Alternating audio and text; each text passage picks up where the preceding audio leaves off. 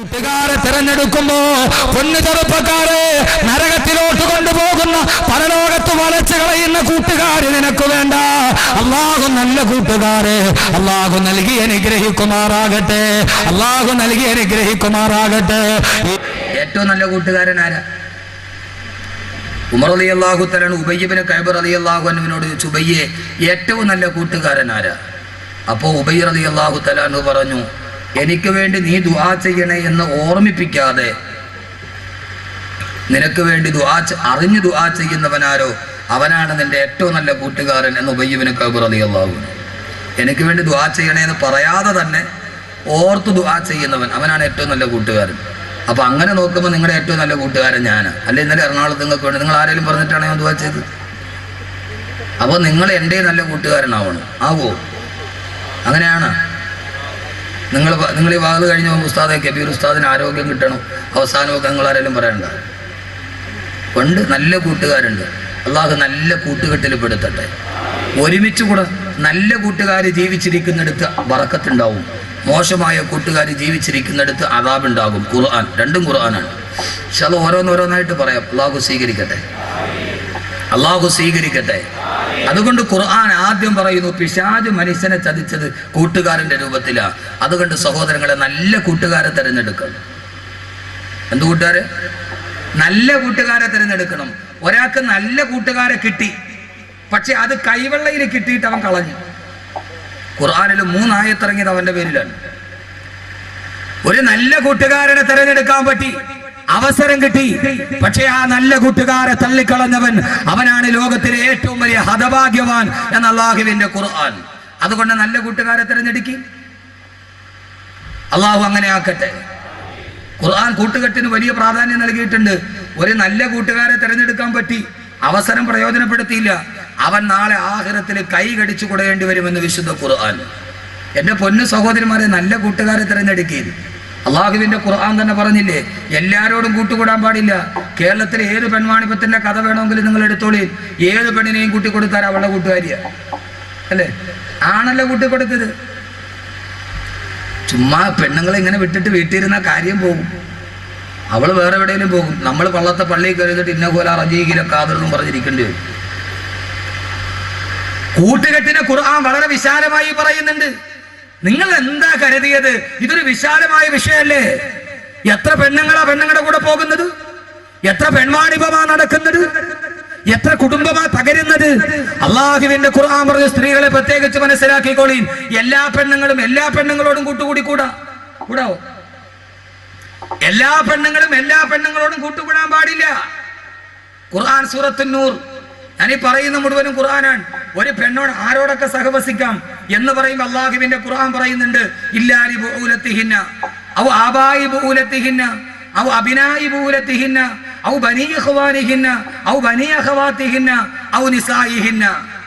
നന്നായിട്ട് കേട്ടോളി സഹോദരിമാര്, ലോകത്ത് മുഴുവനും അപകടത്തിന്റെ കഥകൾ കേൾക്കുകയാണ്. ദീനുള്ള വീട്ടിലെ പെണ്ണുങ്ങളും അവസാനം എല്ലാം നഷ്ടപ്പെട്ടു പോകുന്നു. ഒരു പെണ്ണ് ആരോടൊക്കെ കൂട്ടുകൂടാം? അള്ളാഹുവിന്റെ ഖുർആൻ പറയുന്നുണ്ട്, ഔബായി ബുഊലത്തിഹിന്ന ഔ ആബായി ബുഊലത്തിഹിന്ന ഇല്ലാലി ബുഊലത്തിഹിന്ന. മുഖവും മുൻകൈയും കാണിച്ച് നിനക്ക് സഹകരിക്കാം. നിന്റെ ഭർത്താവിന്റെ അടുക്കൽ കുഴപ്പമില്ല, ഭർത്താവിന്റെ പിതാവിന്റെ അടുക്കൽ കുഴപ്പമില്ല, ആ ഭർത്താവിന്റെ മക്കളുടെ അടുക്കൽ കുഴപ്പമില്ല. ഔ ബനീ ഇഖ്വാനിഹിന്ന. ഓ പെങ്ങളെ, നിന്റെ സഹോദരന്റെ ആൺമക്കളുടെ അടുക്കൽ കുഴപ്പമില്ല. ഔ ബനീ അഖവാത്തിഹിന്ന ഔ ബനീ അഖവാത്തിഹിന്ന. നിന്റെ സഹോദരിമാരുടെ ആ മക്കളുടെ അടുക്കൽ കുഴപ്പമില്ല. അത് കഴിഞ്ഞിട്ട് ഖുർആൻ പറയുന്ന വാക്ക് എന്നെ കേൾക്കാനത്തെ സഹോദരിമാരോട് പറയട്ടെ. അല്ലാഹു പറയുന്നു, എല്ലാ പെണ്ണുങ്ങളോട് കൂട്ടുകൂടി കൂടാ. ഔ നിസായിഹിന്ന. നിന്നെ പോലെയുള്ള പെണ്ണുങ്ങളുടെ അടുക്കൽ എല്ലാ പെണ്ണുമായിട്ട് കൂട്ടുകൂടരുത്. എല്ലാ പെണ്ണിനെയും വീട്ടിൽ കയറ്റല്ലേ. ഔ നിസായിഹിന്ന. നിന്നെ പോലെയുള്ള വടിയുള്ള പെണ്ണുങ്ങൾ നിന്നെ പോലെ തക്കവയുള്ള, നിന്നെ പോലെ അള്ളാനെ പേടിയുള്ള സ്ത്രീകളുമായിട്ടേ കൂട്ടുകൂടാവൂ. നാട്ടിലെ വഴിപടച്ച പെണ്ണുമായി, നാട്ടിലെ വ്യഭിചാരി പെണ്ണുമായി, അന്യപുരുഷനുമായി മൊബൈൽ ഫോണിൽ സംസാരിക്കുന്ന പെണ്ണുമായി നിങ്ങളുടെ പെണ്ണുങ്ങൾ കൂട്ടുകൂടാൻ പാടില്ല. ആരാ പറഞ്ഞത്? 14 നൂറ്റാണ്ട് മുമ്പ് സർപ്പം വളഞ്ഞു പുളഞ്ഞു കിടക്കുന്നത് പോലെ ചെമ്മൻ പാതകൾ നിറഞ്ഞ മക്കാ മരുഭൂമിയിലേക്ക് കടന്നു വന്ന ലോകത്തിന്റെ തിരുദൂതരെ അള്ളാന്റെ റസൂൽ ഊതി പറഞ്ഞ ഖുർആൻ, വായിക്കാൻ അറിയാത്ത വ്യക്തി വായിച്ചു പറഞ്ഞ നിത്യവിസ്മയമായ ഖുർആൻ. ആ ഖുർആനാണ് പറഞ്ഞത്. കിളിരൂര് പെൺമാണിവം മുൻനിർത്തി, കവിയൂര് പെൺമാണിവം നിർത്തി ഈ ആയത്ത് 1000 വട്ടം പറയട്ടെ. ദീനീ ബോധമില്ലാത്ത പെണ്ണുങ്ങളുമായി, ആ നാട്ടിലെ വഴിപടച്ച പെണ്ണുങ്ങളുമായി, അന്യപുരുഷനുമായിട്ട് എന്തെങ്കിലും ബന്ധമുണ്ടോ? ആ പെണ്ണുമായിട്ട് കണ്ണു കൂട്ടുകൂടല്ലേ. സഹോദര രക്ഷകർത്താക്കളെ, നിങ്ങളുടെ പെണ്ണുങ്ങളെ പെൺമക്കളെ മോശമായ പെണ്ണുങ്ങളുമായി കൂട്ടുകൂടാൻ അനുവദിക്കരുത്.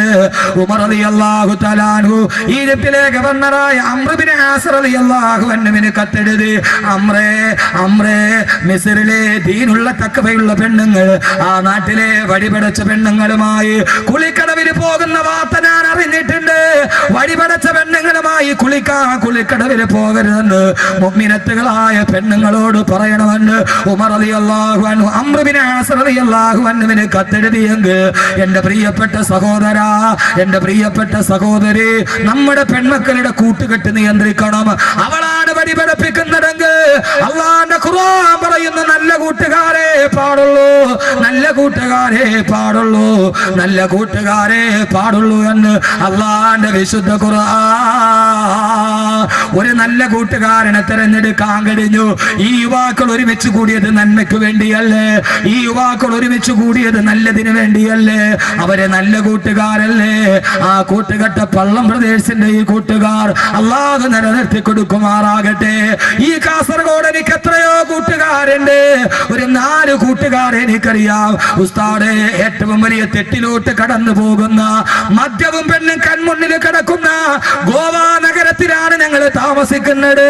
ഇതേവരെ ഉസ്താദേ അള്ളാഹ് ഇഷ്ടപ്പെടാത്തത് ചെയ്തിട്ടില്ല എന്ന് പറഞ്ഞ് ദീനിന്റെ പേരിൽ കൂട്ടുകൂടിയ 4 കൂട്ടുകാർ.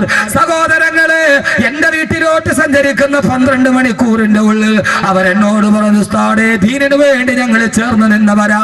മരണം വരെ അല്ലാഹു നിലനിർത്തി കൊടുക്കട്ടെ. അവരുടെ ബിസിനസ്സിൽ, അവരുടെ ജീവിതത്തിൽ അല്ലാഹു ബറക്കത്ത് കൊടുക്കട്ടെ. മക്കളെ, കൂട്ടുകൂടിയാൽ അത് നന്മയ്ക്ക് വേണ്ടി കൂട്ടുകൂടണം, അത് നല്ലതിനു വേണ്ടി കൂട്ടുകൂടണം, അത് നല്ലതിനു വേണ്ടി കൂട്ടുകൂടണം. നല്ല കൂട്ടുകാരെ കിട്ടുമായിരുന്നിട്ട് ആ മഹാസൗഭാഗ്യം വലിച്ചെറിഞ്ഞവന് അവന്റെ അവസ്ഥയെ കുറിച്ചാണ് അള്ളാന്റെ ഖുർആൻ അടുത്തു പറയുന്നത്. ഏത് കൂട്ടുകാരനെന്നറിയോ? ആദരവായ പ്രവാചകൻ നബി മുഹമ്മദ് മുസ്തഫ. അള്ളാഹുവിന്റെ ഖുർആൻ പറയുന്നു, ആദരവായ പ്രവാചകൻ നബി മുഹമ്മദ് മുസ്തഫ. ഉറക്കെ സലാത്താണ് സദസ്സിന്റെ ശക്തി. ഞാൻ തന്നെ വലിയ ക്ഷീണിതനാണ്. അതിനിടയിൽ സദസ്സിന്റെ ശക്തി എന്താ? സലാത്താണ്. ആദരവായ പ്രവാചകൻ നബി മുഹമ്മദ് മുസ്തഫ. ഇവിടെ വലിയ മഹാമാരൊക്കെ കിടന്നുറങ്ങുന്ന സ്ഥലമാണ്. അവിടെ സലാത്തില്ല. പിന്നെ എവിടെയുള്ളത്? തങ്ങളുപ്പാപ്പ കിടന്നുറങ്ങണ മണ്ണല്ലേ? മാലിക് ദീനാറിന്റെ മണ്ണല്ലേ? റളിയല്ലാഹു അൻഹു. അവിടെ സലാത്തില്ല. പിന്നെ ഇതെന്താ ഉള്ളത്? ഇവിടെയല്ലേ സലാത്ത് ഉണ്ടാവേണ്ടത്. ഇത് നമ്മുടെ ചക്കര ബസാർ മാതിര. പേര് ചക്കര ബസാർ എന്നാണെങ്കിൽ ഒരു തുള്ളി ചക്കര അവിടെ നിന്ന് കിട്ടിയില്ല. പേര് ചക്കര ബസാർ എന്നാണ്, പക്ഷെ അവിടെ ചക്കര കിട്ടുമോ? നമ്മുടെ തിരിച്ചറിയൽ കാർഡ് മാതിരി. അതിന്റെ പേര് തിരിച്ചറിയൽ കാർഡ് എന്നാണ്, പക്ഷെ അതിനകത്ത് നോക്കിയാൽ ഒരു മനുഷ്യനെ തിരിച്ചറിയാൻ പറ്റും.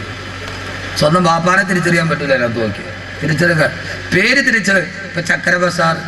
ഞാനൊന്ന് ഉച്ചയ്ക്ക് അവിടെ പോയി. ഞാൻ തന്നെ വലിയ സന്തോഷം. എന്താ സ്നേഹം അവിടുത്തെ ആളുകളുടെ. ഓടി വന്ന് കെട്ടിപ്പിടിച്ചു ദുആ. ചക്കര ബസാറിലെ അള്ളാഹു നല്ല ബറക്കത്ത് കൊടുത്തിട്ട് അവിടുത്തെ കച്ചവടക്കാർ ധാരാളം പേര് പറഞ്ഞു, ഉസ്താദെ കച്ചവടമൊക്കെ മോശമാണ്, കടവാണ്. അള്ളാഹു ആ പാവങ്ങൾ പൊരി വെയിലത്തിരുന്ന് കച്ചവടം ചെയ്യണവരാണ്. അള്ളാഹു നല്ല ബറക്കത്ത് കൊടുക്കട്ടെ, ഐശ്വര്യം കൊടുക്കട്ടെ. അള്ളാഹു അവരുടെയൊക്കെ ബിസിനസ്സിൽ അള്ളാഹു എല്ലാവിധ അഭിവൃദ്ധിയും കൊടുത്ത് കടങ്ങളൊക്കെ അള്ളാഹു മാറ്റി കൊടുക്കട്ടെ. നല്ല ചെറുപ്പക്കാർ കുട്ടികളാണ്, നല്ല ചെറുപ്പക്കാർ കുട്ടികളാണ്. ഇവിടെ നോക്ക് ചെറുപ്പക്കാരെ, കാസർഗോഡുകാരെ എല്ലാ കാര്യത്തിലും മുമ്പന്തിയിലാണ്. എല്ലാ കാര്യത്തിലും എൻ്റെ പൊന്നു ചെറുപ്പക്കാരെ ഇങ്ങനെ കൂട്ടുകെട്ടിയെടുത്ത് എന്തുവാ ആർജയാ, ഇതാണ് DJ. ഇവിടെ ഒരു കാതിലൊരു കടുക്കനിട്ട് എല്ലാ ആവാസവും നിന്റെ കയ്യിലുണ്ട്. പൊന്നുമോനെ കൂട്ടുകാര് നല്ലതാവണം. ആഭാസം നടത്താൻ വേണ്ടി കൂട്ടുകൂടരുത്. കാസർഗോഡ് എല്ലാ സാധനവും ഇതിനകത്തുണ്ട്. തക്കുവയുണ്ട്, നരകമുണ്ട്. എല്ലാത്തിനും മുമ്പം തീരാ. അള്ളാഹു തന്ന ആയുസ് അള്ളാഹ്ക്ക് വേണ്ടി ചെലവഴിക്കണം. എന്ത് ചെയ്താലും ലോകത്ത് എന്തുണ്ടായാലും അത് കാസർഗോഡുകാരെ ഏറ്റെടുക്കും. അമേരിക്കയിൽ ഒരു പുതിയ ഫാഷൻ ഇറങ്ങി, അത് ആദ്യം ഏറ്റെടുത്ത കേരളത്തിലെ മുസ്ലിം ചെറുപ്പക്കാരാ, ചാവക്കാടുകാര് കുട്ടികൾ. അമേരിക്കയിൽ ഒരു പുതിയ ഫാഷൻ, ഇത് ഫാഷൻ ഒന്നുമല്ല, അത് വന്ന പടി ഞാൻ പറയാം, പക്ഷെ അത് അതേപടി ഏറ്റെടുത്തു കേരളത്തിലെ ചാവക്കാടുകാര് ചെറുപ്പക്കാര്. എന്താണെന്നറിയോ പുതിയൊരു ഫാഷൻ എന്ന് പറഞ്ഞ പാന്റ് അവന്റെ ഈ ഇടുപ്പില്ലേ അതിനെ താഴേക്ക് വലിച്ചിടും. അതിന്റെ ഉള്ളിൽ ഒരു നല്ല ഒരു സാധനമുണ്ട്, ജോക്കിയുടെ ഇന്നർ വെയർ. അത് വെളിയിൽ കാണിക്കും. 250 റുപ്യ സാധനം. കാസർഗോഡുകാർ ആദ്യം ഉണ്ടാക്കിയത് അല്ലേ? കാസർഗോഡുകാർ ചെറുപ്പക്കാർ ആദ്യം ഉണ്ടാക്കിയത്. പാന്റ് താഴേക്ക് വലിച്ചിടുക, അതിന്റെ അകത്തൊരു സാധനമുണ്ട്, ജോക്കിയുടെ ഇന്നർ വെയർ. 250 റുപ്യ സാധനം. അത് വെളിയിലോട്ട് ഇട്ടുകൊണ്ട് നടക്കുക. ആദ്യമായിട്ട് ചാവക്കാട് കുട്ടികൾ ഇറക്കി, കാസർഗോഡുകാർ ഏറ്റെടുത്തു. എന്റെ പ്രിയപ്പെട്ട സഹോദരങ്ങള്, ആ ഫാഷൻ എവിടെ നിന്ന് വന്നതാണെന്നറിയോ? അമേരിക്കയിലെ ജയിലിൽ സ്വവർഗരതിക്കാരായ തടവുകാർ അവരുടെ ഇണകളെ ആകർഷിക്കാൻ വേണ്ടി അടയാളമായി കാണിച്ചതാണ് ഈ വസ്ത്രം താഴോട്ടുരിഞ്ഞിട്ടത്. അത് ഫാഷനായിട്ട് തിരഞ്ഞെടുത്തു കാസർഗോഡ് ചെറുപ്പക്കാർ. ഇല്ലേ? എന്നെ കല്ലെറിഞ്ഞിട്ട് ഒരു കാര്യമില്ല പൊന്നുമക്കളെ, ഞാൻ പറയും. നിങ്ങൾ എന്നെ തുറച്ചു നോക്കിയിട്ട് കാര്യമില്ല. അടിവസ്ത്രം വെളിയിൽ കാണിക്കുന്ന സംസ്കാരം എല്ലാത്തിനുമുണ്ട്. ഇത് അമേരിക്കയിലെ ജയിലിൽ സ്വവർഗരതിക്കാരുണ്ടാക്കിയതാണ്. അതെങ്ങനെ നെറ്റിലൂടെ വെളി വന്നു, അതൊരു ഫാഷനായി. എന്താ കഥ? പള്ളിയിൽ പോയി നിസ്കരിക്കാൻ പറ്റുമോ? ചെറുപ്പക്കാര് പിള്ളേർ സുജൂതി പോയാൽ പുറകിൽ നിന്നാ കമ്പനി വായിക്കാം. ഞാൻ എൻ്റെ ഭാര്യയായിട്ട് കാറിൽ പോവാണ്. എൻ്റെ ഭാര്യയായിട്ട് തൊട്ട് ഫ്രണ്ടില് 2 പിള്ളേര് ബൈക്കിൽ പോകണം. മറ്റേ യമഹാടെ R15 അതിന്റെ ബാക്കിലൊരുത്തൻ കയറിയിരുന്ന അർഷിന്റെ മുകളിൽ ഇരിക്കണ ഭാര്യ. R15 മുകളിൽ കയറിയിരുന്ന. അപ്പൊ ഒരുത്തൻ ഓടിക്കുന്നു, ഒരുത്തൻ ബാക്കി ഇരിക്കുന്നു. അവൻ ഇങ്ങനെ പിടിച്ചപ്പോ ഒരു ഷോർട്ട് കട്ട് ഷർട്ട് മേലോട്ട് പൊന്തി, പാന്റ് താഴോട്ടിറങ്ങി. അവൻ ഇട്ടിരിക്കണ ഇന്നർ വെയർ ഫുള്ളായിട്ട് വെളിയിൽ കാണാം. എൻ്റെ ഭാര്യ കാറിന്റെ ഫ്രണ്ടിൽ ഇരിക്കുകയാണ്. ഞാൻ ആകെ ഉരുകിപ്പോയി. എന്താ ചെയ്യുക? എൻ്റെ ഭാര്യ ശ്രദ്ധിച്ചില്ല, അവളെന്തോ വെളിയിലോട്ട് ശ്രദ്ധിച്ചിരിക്കുകയാണ്. ഇവനാണ് മുമ്പിൽ പോണില്ല, ടൗണിൽ ഭയങ്കര ബ്ലോക്ക്. എന്താ ചെയ്യുക? ഞാൻ എൻ്റെ ഭാര്യയോട് പറഞ്ഞു, ഒരു കാര്യം ചെയ്യാം, നമുക്കൊരു കരിക്കൊക്കെ പിടിച്ചിട്ട് പയ്യെ പോകാം. അവള് വെച്ച് എന്താ ഇപ്പൊ ഭയങ്കര സ്നേഹം, കരിക്കൊക്കെ മേടിച്ചേരാൻ. ഞാൻ ചിന്തിച്ച് ഇത് കാണണേലും നല്ല 2 കരിക്ക് കുടിച്ചിട്ട് പോകണല്ലേ. എന്താ അവസ്ഥ? നാണമില്ല ചെറുപ്പക്കാരെ.